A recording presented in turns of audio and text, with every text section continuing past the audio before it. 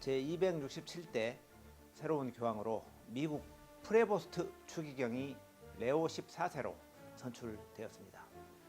쉬는 시간을 이용해서 인공지능에게 실시했던 예상은 완전히 빗나갔습니다. 인공지능이 전혀 예상하지 않은 그런 사람이 선출되었습니다. 역시 콘클라베는 굉장히 비밀스럽고 정말 그 결과를 예측하기 어려운 것 같습니다. 새로운 교황이 이 혼돈의 시대에 새로운 등대가 되기를 기대해 봅니다. 교황의 역사 계속해서 이야기를 진행하겠습니다. 지난 강좌에서 우리가 교황이란 무엇인지, 그리고 일대 교황 베드로의 후계자라는 그 개념을 알아보았습니다. 그리고 교황의 역사 2000년을 훑어보았습니다. 피핀의 증여 이후로 교황이 세속 군주의 지위를 유지하는 강력한 권위를 가지고 황제들과 경쟁을 했다, 이런 얘기를 드렸습니다. 그리고 다시 20세기에 들어서 바티칸으로 물러나고 다시 종교적 지도자로서 위치를 하고 있다, 그런 말씀을 드렸고, 콘클라베란 무엇인지, 그리고 콘클라베를 진행하는 추기경 카메를랭고에 대해서도 알아보았습니다. 자, 오늘은 그 카톨릭에서 최고의 권위를 가지는 일종의 회의, 그 공의회가 무엇인지 알아보고, 그리고 지난 2000년 동안에 약 42명의 대립 교황이 있었습니다. 그러니까 대립 교황이라는 것은 정식으로 인정되는 교황은 아니지만 스스로 다른 어떤 절차를 통해서 다른 콘클라베라든가 황제의 어떤 그 명령에 따라서 교황이 옹립되어 가지고 다른 정식 교황과 대립하는 그런 교황들이 역사상에는 약 42명이 있다고 기록되어 있습니다. 그래서 그 내용이 무엇인지 알아보겠습니다. 그리고 교황의 역사에서 물론 아시다시피 카톨릭에서는 여성은 사제가 될 수 없습니다. 아직까지는 사제가 될 수 없게 되어 있기 때문에 교황은 당연히 말할 것도 없이 안 되게 되어 있죠. 하지만 중세에 요한나라고 하는 여교황이 있었다라는 일종의 전설이 있습니다. 그러니까 실제 여교황이 여성으로서 교황이 됐다는 게 아니라 여성이지만 남장을 해서 교황이 되었고 이후에 그게 발견되어서 처형당했다, 이런 이야기가 있는데, 그것은 아마 사실이 아닐 수도 있지만 그런 이야기가 있으니 한번 들려드리겠습니다. 그리고 마지막으로 266대 교황이었던 프란치스코는 어떤 사람이었는지를 알아보고 이 교황의 역사 특별편성을 마치도록 하겠습니다. 공의회라고 하면 일반적으로 이제 교황이 보통 주관을 하는 회의를 말합니다. 그리고 이제 주교들을 모아서 하는 회의인데, 물론 여러 가지 형태의 회의가 있겠습니다. 그 중에서도 우리가 가장 권위가 있고 유명한 것은 바로 이 보편 공의회라고 하는 것입니다. 또 공의회는 영어로는 카운셀인데, 이 카운셀보다도 다른 단어로서 에큐메니칼이라는 단어를 씁니다. 보편 공의회 또는 세계 공의회라고 하는데, 공의회 중에서도 가장 높은 권위를 가지고 있다, 이렇게 말할 수 있습니다. 보편 공의회보다 그 다음 단계의 공의회가 일반적인 공의회, 그리고 그 다음 단계가 시노드라고 해가지고 주교들이 모여서 하는 회의, 이렇게 되겠습니다. 이 보편 공의회는 교황이 전 세계의 주교들을 모아서 회의를 합니다. 그러니까 전 세계적인 회의죠. 그래서 세계 공의회라고도 하고, 로마 시대 때는 주로 황제가 이 공의회를 소집했습니다. 황제가 공의회를 소집해서 황제가 부르는 곳에 가서 회의를 했죠. 그러니까 그 당시는 황제의 권위가 훨씬 더 셌다, 이렇게 말할 수 있겠습니다. 그리고 공의회는 교회의 중요한 문제, 특히 교리의 확립, 그리고 이단을 정죄한다든가 하는 부분에서 공의회가 많이 열렸습니다. 특히 고대와 중세시대 때 이단 문제가 많이 열렸고, 최근에는 공의회가 잘 열리지 않고 있습니다만 아마 마지막 지금 열린 공의회는 1962년에 제2차 바티칸 공의회가 이제 최근에 열린 공의회로서는 마지막이었다, 이렇게 알려져 있습니다. 자, 그러면 공의회는 초기라고 하면은 이제 로마 시대가 되겠습니다. 313년에 기독교가 공인이 되고 콘스탄티누스 대제가 기독교를 공인하고 본인은 비잔티움으로 수도를 옮겼습니다. 그러니까 황제는 이제 비잔티움에서 거주하고 있죠. 비잔티움이라면 지금의 이스탄불입니다. 그리고 로마의 교황은 이제 로마에 있었겠죠. 그 상태에서 공의회는 황제가 있는 곳에서 주로 열렸습니다. 그러니까 콘스탄티노플이나 지금 현재의 튀르키예 땅에서 많이 열렸습니다. 그리고 이 당시에 유명한 공의회라고 하면은 제1차 니케아 공의회인데 325년에 열렸습니다. 이 1차 니케아 공의회는 콘스탄틴 대제가 주관을 했습니다. 이게 최초의 공의회로 알려져 있고, 이때 이 공의회에서 아리우스파라고 하는 종파를 2단으로 결정을 하고 2단으로서 정죄를 했습니다. 그러니까 아리우스파를 2단 정죄하고 니케아 신경이라고 하는 카톨릭의 하나의 그 신조를 채택했습니다. 이때 아리우스파는 어떤 주장을 했는데 이게 2단으로 물렸느냐 하면은 그리스도는 피조되었다, 이런 얘기입니다. 그러니까 없었던 때가 있었다. 하느님이 먼저 있고 그리스도가 나중에 태어났기 때문에 그리스도가 없었던 시대가 있었다. 그러니까 이 아들과 아버지가 같지 않다, 이겁니다. 그래서 그리스도는 만약에 신이었고 절대적인 존재라면 영원한 존재였어야 되는데 그리스도는 없었던 적이 있었기 때문에 아버지신과 같진 않다 이렇게 했는데 이것을 이단으로 이제 정죄했습니다. 그리고 그 이후에도 계속 이제 초기 보편 공의회를 보면 제 1차 콘스탄티노폴리스 공의회 여기서는 성령은 만들어진 것이다 이렇게 해서 또 이것도 역시 이단. 그리고 제 3차 에페소스 공의회에서는 네스토리우파가 또 정죄를 받았는데 그리스도가 인성과 신성이 분리된다 이렇게 얘기했고 성모 마리아를 낮춰서 이렇게 했기 때문에 이 역시 이단으로 분리됐습니다. 그리고 제4차 칼케돈 공의회는 451년인데 단성론이라고 하는 것은 하나의 성이 아닙니까? 그러면 제4차 공의회에서는 단성론을 이단으로 해서 정죄했습니다. 단성론은 예수 그리스도의 인성이 있었고 신성이 있었는데 이 인성이 신성이 흡수되어서 인성이 없어지고 하나가 되었다 이렇게 말하는 것인데 이것도 역시 이단으로 정죄되었습니다. 이렇게 해서 초기의 이 공의회는 오늘날의 가톨릭의 가장 중요한 교리인 삼위일체가 확립되는 과정이다. 다시 말하면 성부와 성자와 성령이 원래부터 하나였고 이것은 분리될 수 없다는 그 이론, 이 삼위일체가 정립되어 오는 과정이었다 이렇게 말할 수 있습니다.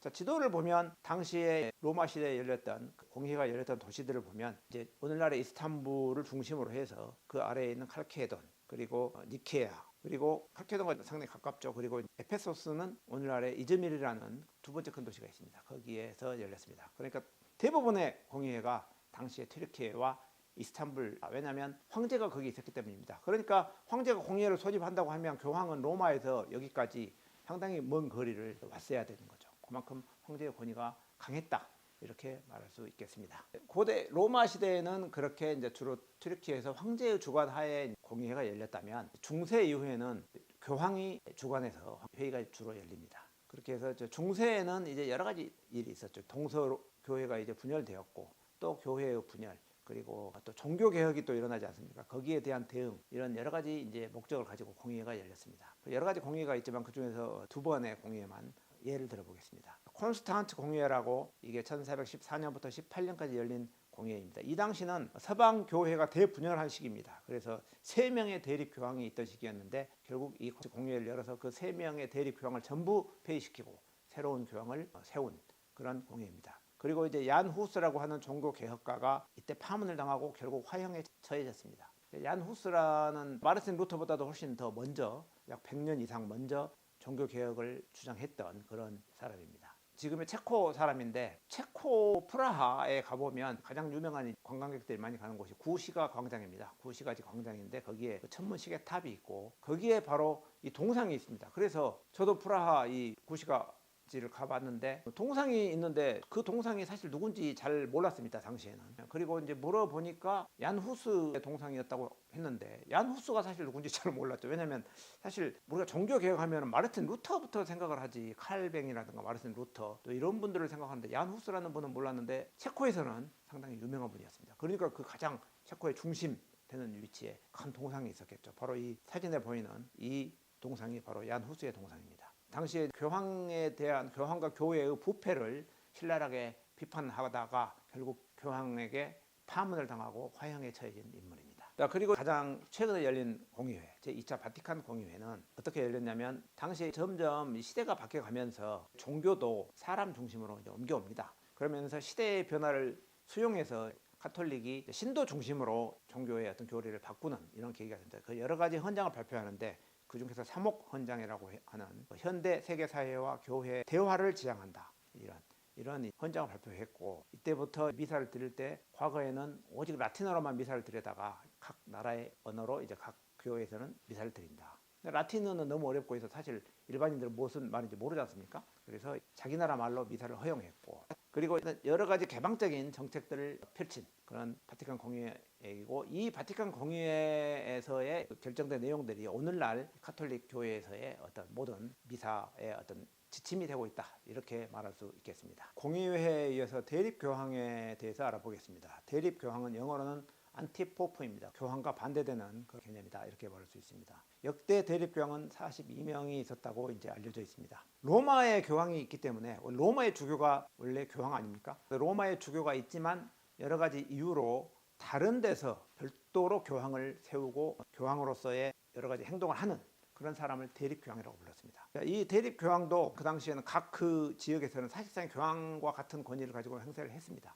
주교를 임명하고 그리고 교회 법을 공표하는 등 실질적으로 교황과 같은 행동을 했고, 어느 경우에는 대립교황과 교황이 더 큰 권위를 가지고 있는 적도 있었습니다. 주로 이런 일이 일어난 이유는 아마도 그 로마 교회의 교황권과 황제 간의 어떤 알력이라든지 추기경 간의 어떤 분열, 이런 것 때문에 이 추기경들이 새로운 교황을, 로마 주교를 선출했지만 인정하지 않고 자기들이 다른 또 교황을 뽑는다든가, 황제가 또 로마의 주교를 교황으로 인정하지 않고 자기 마음에 드는 자기 편 사람을 교황이라고 인정하고 자기 나라에서는 그를 교황으로 이렇게, 이런 일들이 벌어졌기 때문에 대립교황이 생겼습니다. 그리고 여러 가지 정치적인, 그러니까 권력과 갈등이 대립교황을 만든 중요한 원인이다. 여러 가지 이유로 대립교황들이 만들어졌습니다. 이 대립교황은 물론 이제 42명이 있었기 때문에 그때그때 여러 가지 사정들이 있겠지만, 가장 유명한 대립교황이 있던 시기는 바로 서방교회의 대분열 시기, 3명의 대립교황이 존재했던 바로 그런 시기입니다. 약 14세기에 진행됐던 이야기인데요. 한번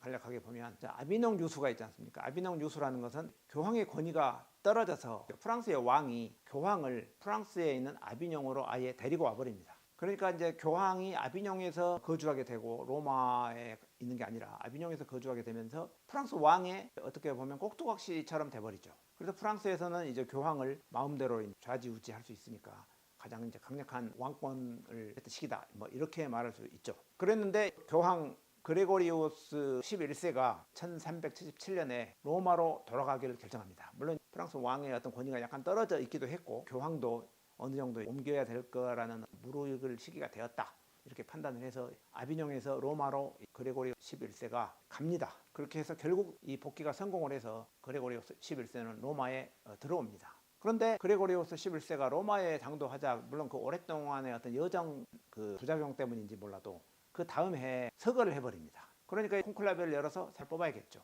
그렇게 해서 로마에서 새 교황을 뽑습니다. 그렇게 해서 새 교황 우르바노 6세가 선출이 됐습니다.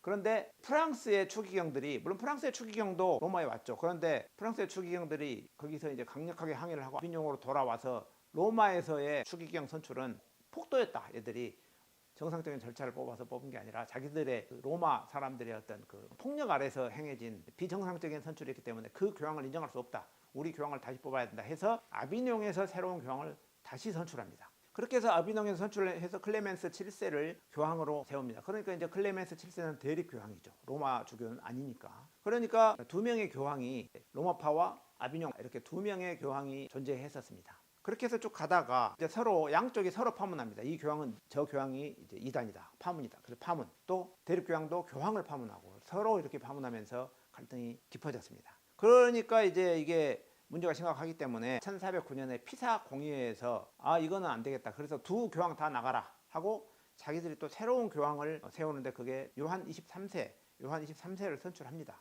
근데 이건 피사에서 선출했으니까. 하지만 다른 교황들이 그대로 있습니다. 이 피사 공의회의 권위가 인정이 되지 않고, 그러다 보니까 결국 로마파, 공파, 피사파, 이렇게 3명의 교황이 서로 자기가 교황이라고 하면서 교회를 통치하는 이런 일이 벌어졌습니다. 그러니까 교회가 대분열된 이 상황을 서방 교회 대분열 시기라고 이렇게 부릅니다. 이게 이제 어떻게 그러면은 이제 최종적으로 마무리가 되느냐면, 아까 말씀드렸던 콘스탄츠 공의회에서 결국 3명 다 물러나라, 그리고 새로운 교황을 선출합니다.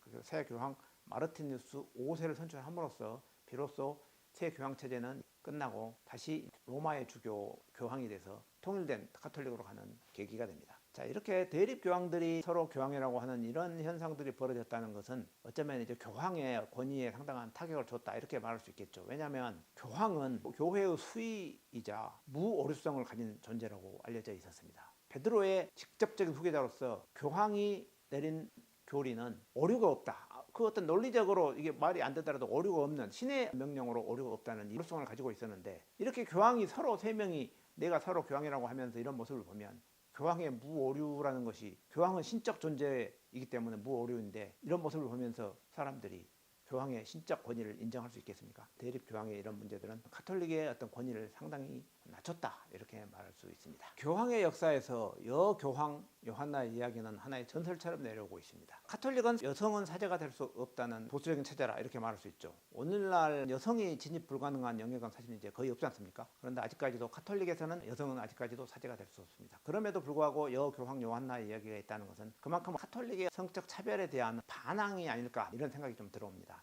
여교황 요한나 이야기는 요한나 앙글리쿠스라고 하는 뛰어난 학식을 지닌 여성이 있었다. 그런데 이 여성이 이제 남장을 하고 사제가 되었다는 겁니다. 교회에서. 그렇게 하고 그 사제가 돼서 굉장히 높은 추기경의 자리까지 올랐다는 것이죠. 그리고 나서 교황이 이제 서거를 하니까 콘클라베를 통해서 이 여성 요한나가 남장을 물론 하고 있지만 결국 교황이 되었다. 그렇게 해서 25개월을 교황을 했는데 어느 날 이 교황이 로마 시내에서 행렬을 하다가 출산을 하게 됐다는 겁니다. 갑자기 출산을 하면서 여성임이 발각이 됐다는 거죠. 그래서 결국 처형당했다. 이런 이야기가 있습니다. 그런데 이게 중세에서까지는 사실로 받아들여졌다고 합니다. 그리고 이 여성 교황 요한나에 관련된 동성이라든가 여러 가지 이야기들이 책에 있었다고 해요. 그런데 가톨릭에서는 이걸 금기시하고 완전히 그거를 지워버렸다. 그것은 이제 허구다. 이렇게 해서 다 지워버렸다 하니까 지금은 기록을 찾아보기가 어렵습니다. 지워버렸기 때문에. 그래서 사실은 이제 어떻게 보면 더 이게 진짜 그러면 있었나 이렇게 더 의심을 사는 어떤 계기가 될 수도 있죠. 하지만 전체적으로 보면은 해당 시기에 이 교황이 있었다고 하는 그 시기에 다른 정식 교황이 공백기가 드러나지는 않습니다. 그런데 물론 의도적으로 그렇게 했을 수도 있겠지만 공백기가 드러나지 않는 걸로 돼 있고 또 문서라든가 물증이 없기 때문에 이거는 어디까지나 전설이다, 허구다 이렇게 학계에서는 허구로 인정하고 있기 때문에 그렇게 많이 알려지지는 않은 것 같습니다. 다만 문학작품이라든가 영화라든가 이런 데서는 굉장히 재미있는 소재니까 이 소재로 끊임없이 컨텐츠를 만들어내고 있다.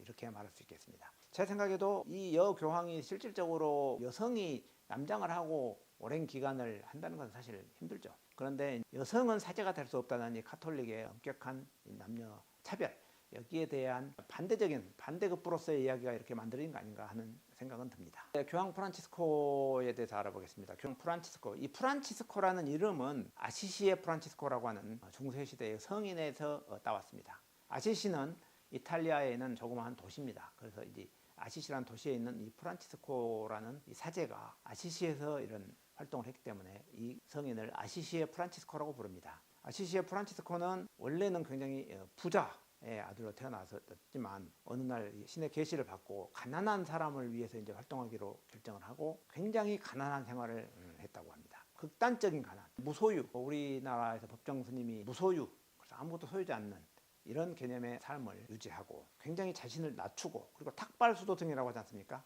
돌아다니면서 밥을 구걸해서 먹는 이런 수도승의 자세를 견지하는, 그러니까 굉장히 검소하고 걸리식 모델, 그리고 하여튼 가진 것을 남에게 다 기부하는 이런 문화, 당연히 이러한 철학을 가진 수도회이기 때문에 교황이 어떤 왕과 같은 권위, 당시에는 이제 교황이 사실상 세속 군주였기 때문에 교황이라고 하는 이 세속 군주와 같은 강력한 권위를 가진 교황 제도에 대해서 당연히 반대를 했죠.